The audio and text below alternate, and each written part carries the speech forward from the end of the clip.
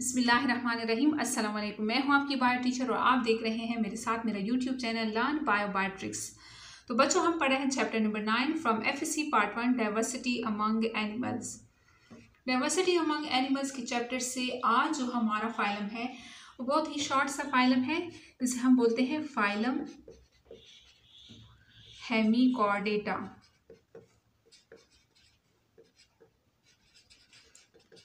Hemy का क्या मतलब है? हेमी का मतलब है हाफ कॉर्डेटा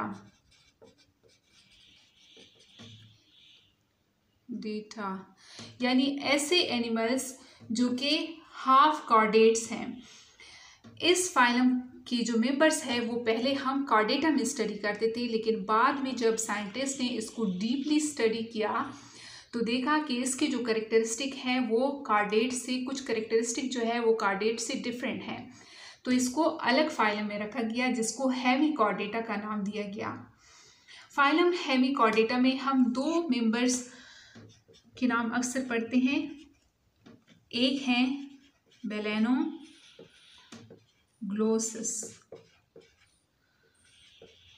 और एक है बेलेनोग्लोसस और एक है सैकोग्लोसस। बेलेनोग्लोसस को हम टंग वॉर्म भी बोलते हैं, टंग वॉर्म। और टोटल इस हेमिकॉर्डेटा में जितने स्पीशीज है वो तकरीबन कितने हैं? 90 तक स्पीशीज इसमें पाए जाते हैं। और ये दो स्पीशीज जो है ये अक्सर हम बुक्स में या नेट पे हम इनके नाम देखते हैं, बेलेनोग्लोसस और सैकोग्लोसस। अब इसके नाम में क्या आया? वॉर्म। तो इसकी बॉडी जो है वो वॉर्म लाइक है, इसलिए ये क्या है, इनकी बॉडी सॉफ्ट और वॉर्म लाइक है, तो ये टंग वॉर्म भी कहलाते हैं ये जो बेलेनोग्लोसस हैं। अब इनका हैबिटाट अगर हम देखें, हैबिटाट, तो ये क्या होते हैं? दे आर एक्सक्लूसिवली मैरीन,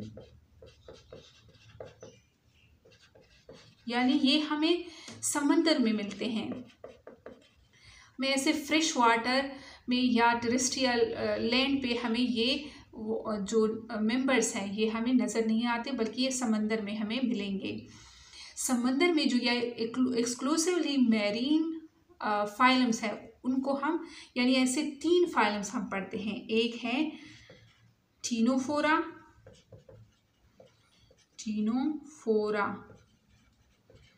एक है काइनोडर्म्स और एक है हेमिकॉर्डेटा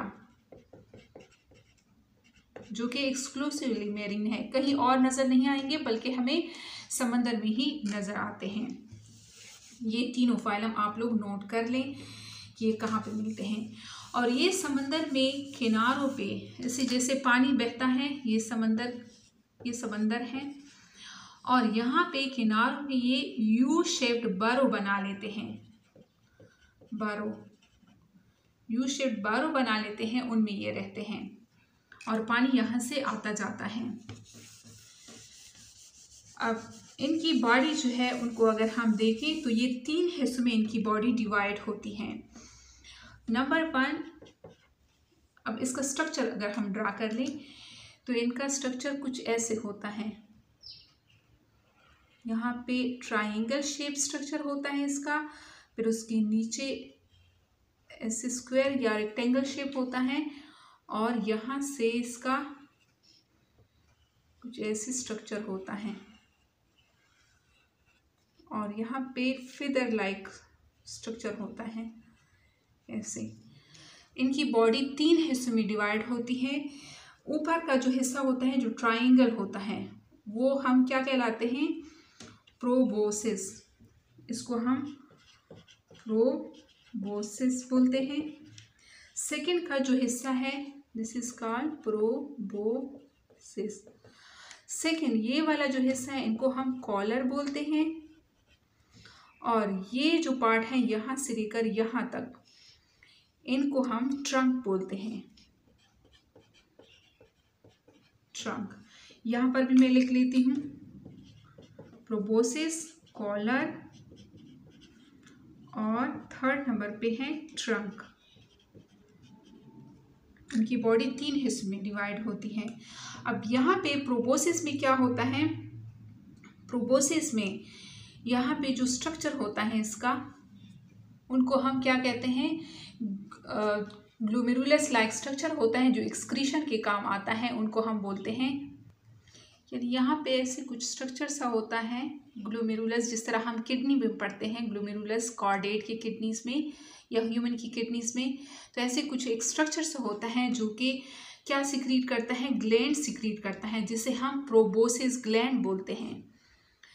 ये जो सिक्रीट करता है इसको हम बोलते हैं प्रोबोसिस ग्लैंड्स, और ये ग्लोमेरुलस की तरह होता है जो एक्सक्रीशन के काम आता है।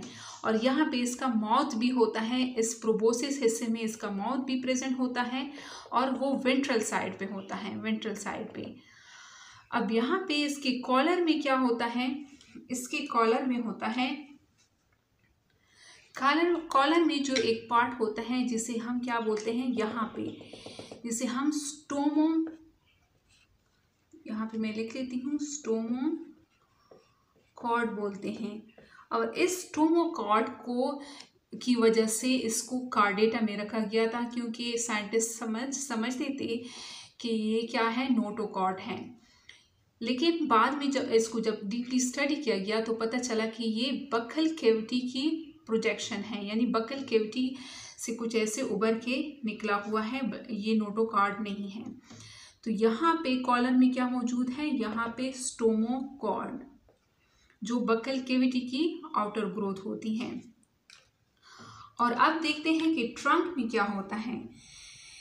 इसका जो ट्रंक होता है, ट्रंक वो 3 हिस्सों में, इसके ट्रंक जो है ये जो काम करता है ये 3 काम करता है। यहाँ पे इसका एनस होता है, एंड पे कोई टेल इस पे मौजूद नहीं होता। और ये जो पोर्शन है यहाँ पे हम इसको, यहाँ पे इसका क्या होता है, ये होता है गिल स्लिट्स यहाँ पे मौजूद होते हैं। ट्रंक के इस हिस्से में यहाँ पे गिल स्लिट्स होते हैं, गिल्स स्लिट्स, और इन गिल स्लिट्स की वजह से ये जो है कॉर्डेटा से मैच करता है। गिल स्लिट्स जो है वो कॉर्डेटा, फाइलम कॉर्डेटा में पाए जाते हैं। गिल स्लिट्स होती हैं, यानी ब्रोंकिया होता है, एंड जेनाइटल रीजन होता है। यहाँ पे जेनाइटल रीजन यानी 6 ऑर्गन्स भी यहाँ पे होते हैं। और यहाँ पे इसका क्या होता है, ये हेपेटिक रीजन है जहाँ पे ग्लैंड्स प्रेजेंट होते हैं। हेपेटिक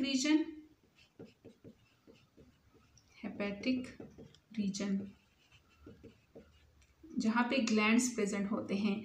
और ये जो पोर्शन है ये एब्डोमेन रीजन है, एब्डोमेन रीजन यहाँ से नजर आ रहा है, ये एब्डोमेन रीजन है इसका। और एनस जो है वो बिल्कुल एंड में है, और इसका जो माउथ है वो प्रोबोसिस के हिस्से में है, जो कि ट्रायंगुलर शेप का प्रोबोसिस है, और वेंट्रल साइड पे इसका माउथ लगा होता है। अब बाकी जब हम इसके सिस्टम देखते हैं, सिस्टम में हम सबसे पहले देखते हैं रिस्पायरेशन।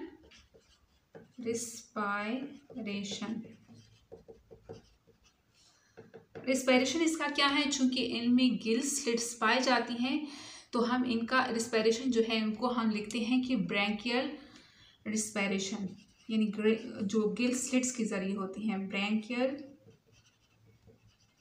Branchial respiration. और 6 जो होते हैं इसके 6 इसका जो 6 होता है, दे आर यूनिसेक्सुअल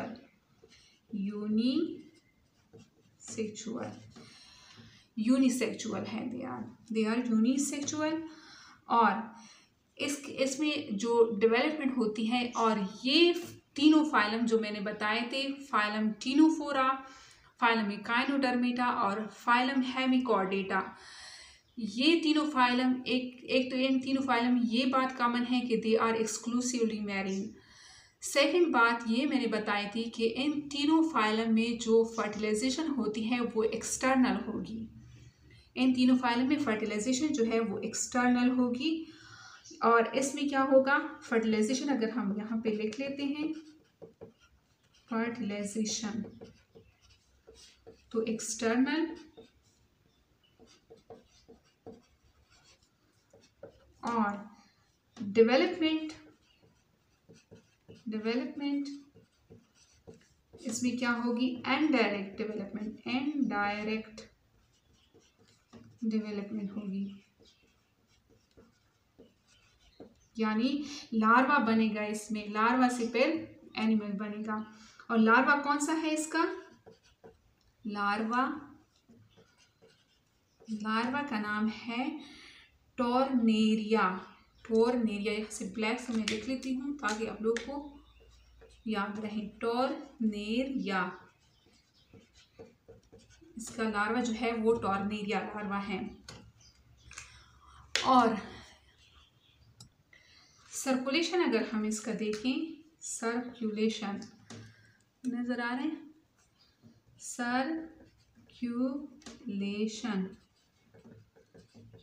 सर्कुलेशन की अगर हम बात करें तो इसमें क्या होता है, ओपन सिस्टम होता है, ओपन सर्कुलेटरी सिस्टम होता है।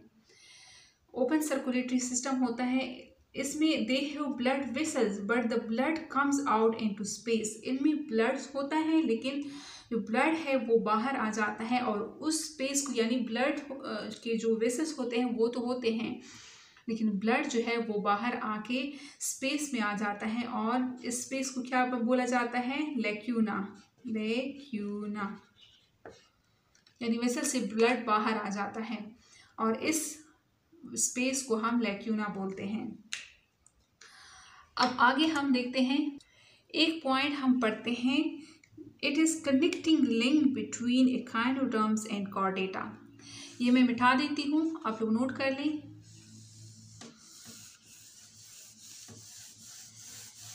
It is connecting link between echinoderms and chordata. Connecting link.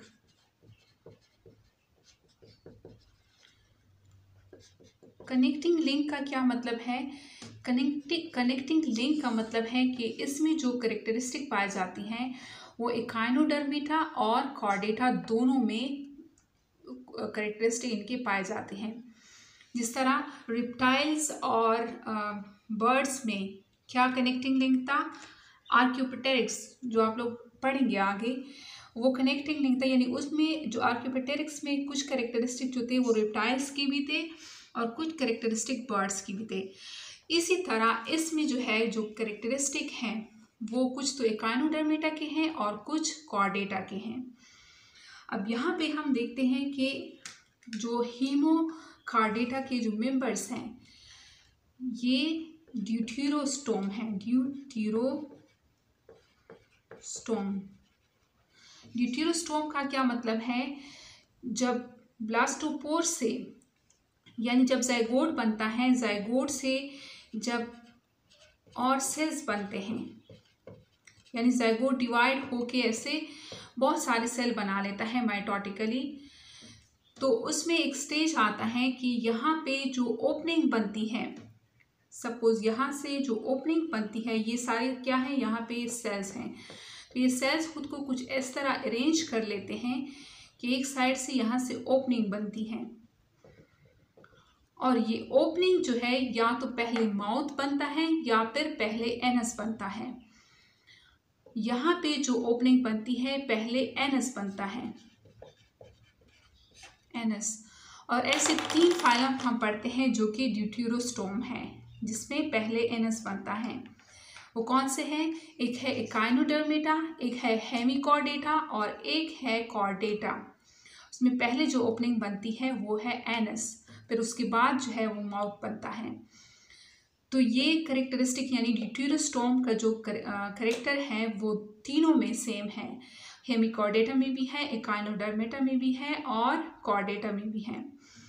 अब और कौन से करेक्टरिस्टिक हैं जो कि कॉर्डेटा के साथ ये मैच करता है और या एकाइनोडर्मेटा के साथ ये मैच करता है। कार्डेटा की अगर हम बात करें तो कार्डेटा में क्या होता है, गिल्स स्लिट्स होते हैं। तो इसमें भी गिल स्लिट्स हैं, तो ये भी मैच कर जाता है। दिस इज ड्यूटेरोस्टोम, यानी कार्डेटा भी ड्यूटेरोस्टोम है और ये भी ड्यूटेरोस्टोम है। इसके अलावा इसका जो हार्ट होता है, हार्ट इसका ये इसके साथ मैच नहीं करता। अच्छा, यहाँ पे जो डिफरेंस है इसमें कार्डेटा में जो मैच नहीं करता, इसका हार्ट क्या होता है, इसका हार्ट वेंट्रिकल होता है। यानी कार्डेटा का जो हार्ट होता है वो वेंट्रिकल होता है, जबकि हेमिकॉर्डेटा का जो होता है वो डॉर्सल होता है। ये करेक्टरिस्टिक। और यहाँ पे जो हमने पढ़ा कि नोटोकार्ड यानी बकल कैविटी से जो अराइज होता है नोटोकार्ड, वो डिफरेंट होता है। नोटोकार्ड नहीं होता बल्कि बकल कैविटी की प्रोजेक्शंस होती हैं। तो इसके अलावा इसमें क्या होता है, ये एंडोस्केलेटन होता है, इसका एंडोस्केलेटन होता है। ये करेक्टरिस्टिक भी इसके साथ सेम है जो हमारी बॉडी के एंडोस्केलेटन है। और बोनी प्लेट्स हम पढ़ते हैं कि सॉरी, इसमें बोनी प्लेट्स नहीं होते, वो कार्डेटा में हो।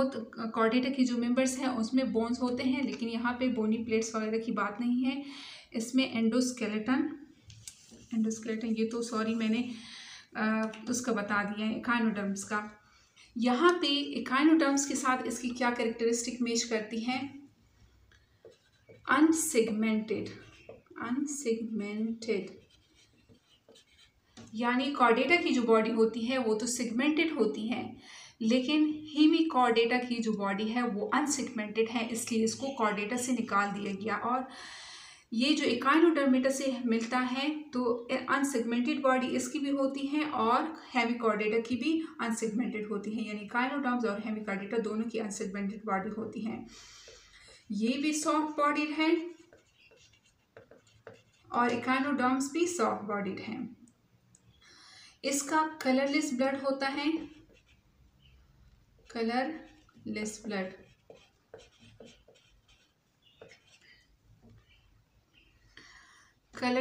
होता है इसका भी और एकाइनोडर्म्स का भी। इसके अलावा ये एकाइनोडर्म्स जो है वो भी समंदर में रहते हैं और एक्सटर्नल फर्टिलाइजेशन करते हैं। इसी तरह हेमिकॉर्डेटा जो है वो भी समंदर में रहते हैं और एक्सटर्नल फर्टिलाइजेशन करते हैं।